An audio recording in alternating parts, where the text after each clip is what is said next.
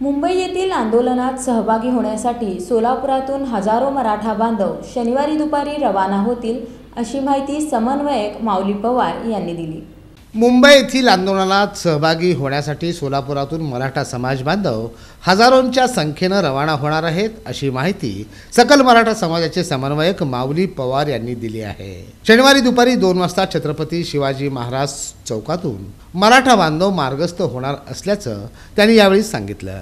सकल मराठा समाज मराठा क्रांती मोर्चा सोलापूर शहर व जिल्ह्याच्या वतीने 20 जानेवारी उद्या दुपारी 2 वाजता मराठा आरक्षण योद्धा मनोज जरांगे पाटलांच्या आव्हानास प्रतिसाद देऊन मुंबई लॉंग मार्च मध्ये मराठा बांधव सोलापूर शहर व जिल्ह्यातून मुंबईच्या दिशेने कूच करणार आहेत।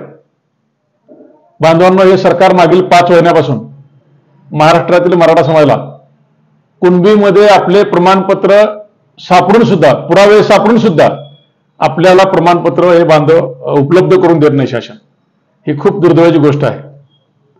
मराठा आरक्षणाचा मागील 40 वर्षाचा लढा आता अंतिम टप्प्यात आलाय।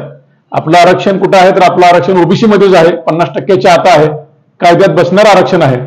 पण हे नाकर्ते सरकार आरक्षण देण्यासाठी आपल्याला मागेपुढे करत आहे। या सरकारला धडा शिकवण्यासाठी उद्याच्या लॉंग मार्च मध्ये खूप मोठ्या संख्येने तमाम मराठा बांधवांनी सामील व्हावी अशी विनंती करतो। हक्काचं आरक्षण मिळेपर्यंत मुंबईतून हलणार नाही, लढा अखंडितपणे चालूच राहील असा निर्धारही माऊली पवार यांनी यावेळी व्यक्त केला आहे।